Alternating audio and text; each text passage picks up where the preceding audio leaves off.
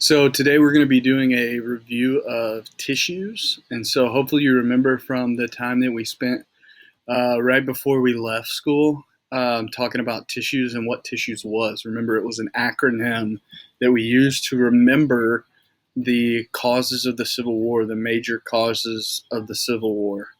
So we'll go through each one of the letters, and as we go through it, please take notes. That way you'll have this information. This is something that we use. You will definitely use when you get to eighth grade. Tissues is something that you'll hear over and over again because it's an easy way to understand why everybody was fighting and going back and forth in the Civil War, and why it was important that 600,000 people die in the Civil War, and what were the major issues that these people thought that they should put their lives on the line for were. So we'll go through each one, and as we go through one, I'm going to give you enough time to to go ahead and write down a couple of notes, and then after we finish this, we'll have an exercise where you go over everything that where it kind of asks you a couple of questions in a master check exit ticket type thing for you to do. So first thing is T, tariffs. Okay. So if you're taking notes, go ahead and write down T, tariffs. Tariffs are imports on imports. Tariffs on imports. See, even I can't read. The North favored tariffs because it protected its industry, while the South hated it because it hurt the trade with Europe. So if you didn't know, in this time period in the North, there was a lot of industrialization that was going on.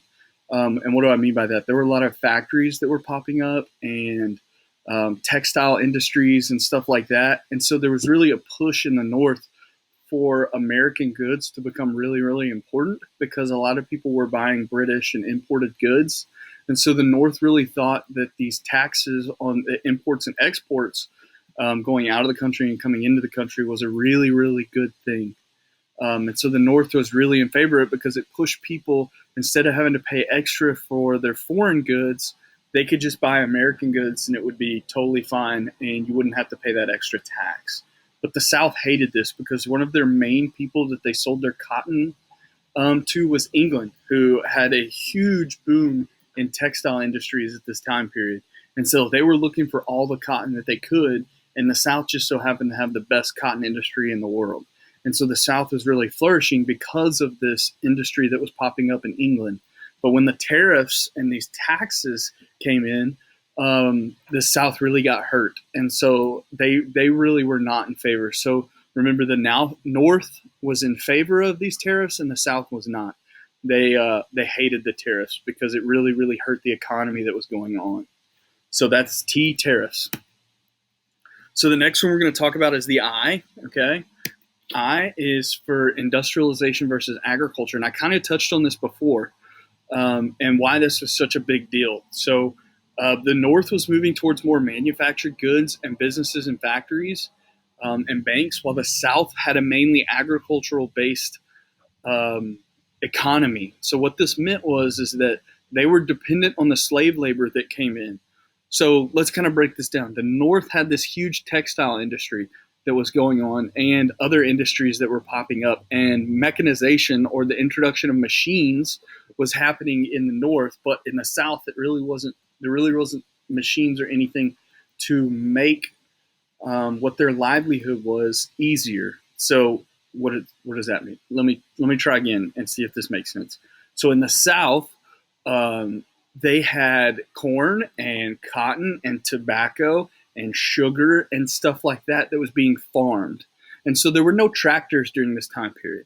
So they all had to do it by manual labor, by means of doing it with their hands. And so the cheapest way for them to do this was to find people that they didn't have to pay. And these people were slaves that they brought over from Africa.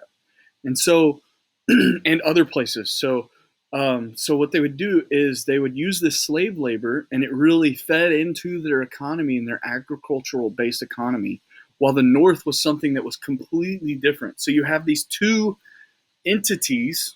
You have the North and the South, and they're completely different. They have nothing to do with each other, okay? So they really didn't agree on really anything that came up, okay? So there was this divide between the industrialized North and the agricultural-based South, okay? So that's I. S. The first S we're going to talk about is states' rights. So in the South, there was this huge push that the states were way more important than the federal government or the U.S. government. Okay, states believed that they could make decisions and they really didn't have to answer to the federal government. They thought the states should be far superior than the federal government. So they could make something that would supersede the federal government's rules. And one of the biggest things that they talked about was the states should have the right that if they wanted to, and they didn't agree with what was going on in the United States, the states should be able to just up and secede and to leave the union. And the federal government was like, no, you can't do that. You can't do that. You're part of the U.S. You'll always be a part of the U.S. because the federal government has that say so. And the states in the South were like, no, if we don't agree with what you're doing, we're going to leave. And we have the right to do that. And so the states believed that they could make any decision they wanted to, and the federal government just had to answer to it. And they didn't have any say in it because they wanted the states to be more powerful than the federal government. And there's a mention of the 10th Amendment on here. And the 10th Amendment at the very end of it says that any right that is not addressed in the Bill of Rights is reserved for the states. And it's called the Reserve Power Amendment. And so what this amendment says is that if there's anything that we don't cover as a federal law, the states can make that decision on it. Okay? And so the states in the South said, hey, y'all didn't make a decision on secession. You know what? We'll leave that up to us. If we want to secede, we can secede because in the Bill of Rights, it's not addressed. And so they use the 10th Amendment as a tool in order to say that the states are given way more power than the federal government. And so the people in the North said, no, you can't do that. And the people in the South said, hey, states are more important. States are more important. Okay? So states' rights. The next one is going to be sectionalism. Okay? Sectionalism. So to me, this is pretty similar to industry versus agriculture because it talks about the economies and how the economies of the North, the economies of the South, and the economies of the West. Don't forget about the West. We've got California and everything popping up over here. And then you have up in the North, you have this customs and values that's completely different than what in the South. So anytime I like to explain this is like when you think of the South during this time period, you think of the girls that are done up with the huge dresses and the petticoats, and they're coming and they're dancing at the ball that they're having at the local plantation and stuff like that. There's this push for chivalry and stuff that's going on. They're holding on. What they're doing there is they're holding on to their old aristocracy. And that's kind of a big word. But what I mean by that is they're holding on to the fact that they believe that they're better than everybody else in the South. There's this huge difference because when you think of the North at this time period, you think of these blue-collar workers that are working in the mills, the steel mills, and they're working in the textile factories. They're coming out of the day, and they're covered in grime and soot, and they're just putting in all kinds of work, while these people in the South, they're not having to do that work because they've got this huge people that are doing the work for them, the slaves, okay? And so just the values and the customs and the traditions that are there in the North and that are there in the South, they're completely different. You put three people, one from each one of these three sections in a room, and they're probably not going to agree about anything that's going on. And so this huge sectionalism that's going on, this divide between the three sections of the United States, is just pushing people further and further and further apart. Okay? The next one is Uncle Tom's Cabin. And the way I explain this one is pretty interesting. So a lot of people in the North had no idea what slavery was like. And so here's what I want you to think about. There's not a news or a Twitter or a Facebook that's going on in this time period to where you can figure out what's going on in the South anytime you wanted to. So when you look at something that's going on in the South, we can pretty much figure out what's going on in the rest of the country today because we have social media and we have news. But in this time period, the only way you could get information was by looking at a newspaper, if you could afford one, okay, or by word of mouth, all right? And so a lot of people heard about slavery, but they didn't really have any idea of how bad it was or to what the extent was in the South. And so when Harriet Beecher Stowe wrote this book called Uncle Tom's Cabin, people had no idea of how bad it was. Now, understand that Harriet Beecher Stowe, she was from the North, and she had never, the only things she had heard about slavery were things she had heard by word of mouth. And so when she wrote this book, she wrote it, and it's a fictional account of these people that were in slavery. And the first half of the book, if I remember correctly, talks about these people that escape from slavery and how they get out of slavery and their lives after slavery. And then you have the second part of the book where it talks about Uncle Tom and what he goes through. And what he goes through is Uncle Tom is he's a slave, and he just so happens to be a slave at the who's owned by the coolest slave owner in the South. Okay, and so he is really mistreated very, very badly, to the point where he eventually dies because he won't do something that the slave owner tells him to. The slave owner, the master, tells him that he has to whip one of either his family members, or it's an acquaintance of his or a friend of his, and Uncle Tom refuses to do it. He says he's not going to do it. He's not going to stoop to their level. And so what happens is the master orders him to be whipped, and he gets whipped to death. And so Uncle Tom dies. And so this book goes out, and all these people in the North and all over the world are reading this book, and they're kind of experiencing the horrible things that slavery has, and they're getting an account of it that they've never thought of before. And so these people get there's what's called an abolitionist movement, and we'll talk about abolitionists here in just a second when we cover the last S. But what an abolitionist is it's someone who is very much anti-slavery, and they're actively participating in events or things in which they can get anti-slavery laws and things pushed in the northern United States. They're trying to get slavery outlawed. And so once Uncle Tom's Cabin gets put out and gets published, what happens is there's huge growth in the abolitionist movement in the North. And so there's this huge push for slavery to be outlawed, and it's all based off of the reaction to Uncle Tom's Cabin. This was such a divisive book, or a maddening book for the people of the South, that they actually made it illegal to sell this book in the South. And so they decided that they would take it off the shelves, and they didn't want anybody to read it in the South because it made them look so badly. But in the North, it sold like crazy. It was like the number 2 selling book in the North, and that's only because the number 1 selling book was the Bible.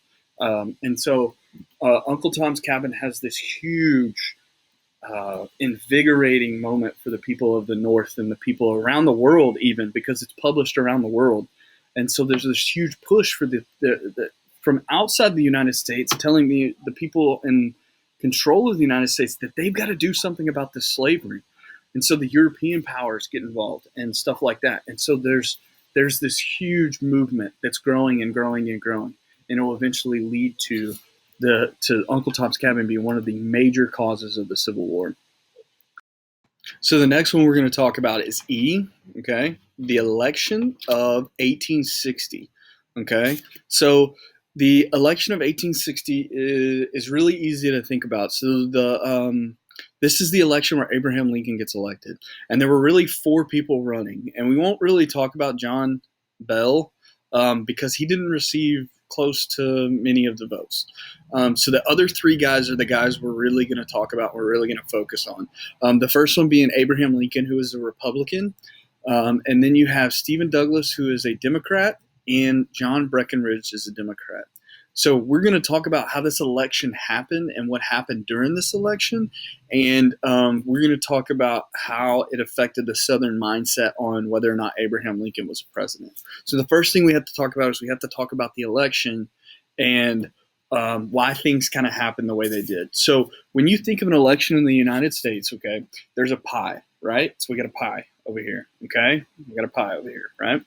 And the pie is separated into 2 pieces, okay? You have the Republican side on the top, and then you have the Democrat side on the bottom, okay? And so typically what happens is if there's not really a big third party person to where we have to divide this pie into 3 pieces, whoever of the Republicans and the Democrats, whoever gets the bigger piece winds up becoming the president, okay? Whoever can get more than 50%, really. And so what happened is in the election of 1860, Abraham Lincoln was running on the Republican side. All right. And everything would have been good if they'd only had one Democrat. So let's say they ran Stephen Douglas just by himself. Okay. Then the Democrats would have had a bigger chance of being able to win this election. But that's not what happened. Remember, they ran two. They ran Stephen Douglas and John Breckinridge. And so what happened really is this bottom portion of the pie got divided into two pieces, right? So you have Stephen Douglas on one side of the Democratic Party, and you have John Breckinridge on the other side of the Democratic Party. And these two guys, what happened is they divided the Democratic Party to where neither one of them could get anywhere close to over 50% of the vote. And so what happened is Abraham Lincoln got elected, even though a majority of the people in the United States at the time were probably listed as Democrat. And so Abraham Lincoln and for this, the Democrats who were mainly in the South got really, really angry and said that they didn't believe that Abraham Lincoln was rightfully elected and wasn't elected as president. And so he was rightfully elected, even though the South said that he wasn't their president. And this was kind of a turning point for the election because, turning point for the nation, because what happened is after the election of 1860, you saw states actually secede from the Union, meaning they left the United States to form their own new country, the Confederate States of America. And the last one we're going to talk about mainly is probably the biggest one that we haven't discussed so far, slavery. Slavery was a huge issue, and the people of the North had a huge problem with it. And all of these things that we've talked about before led to this big divide within the country about whether or not slavery is right, whether or not it should be legal.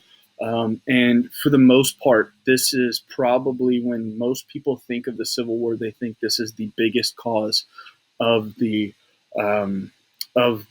Civil War, and the reason people wanted to go and fight to the death because of this reason. And so slavery is a huge problem that had to be addressed.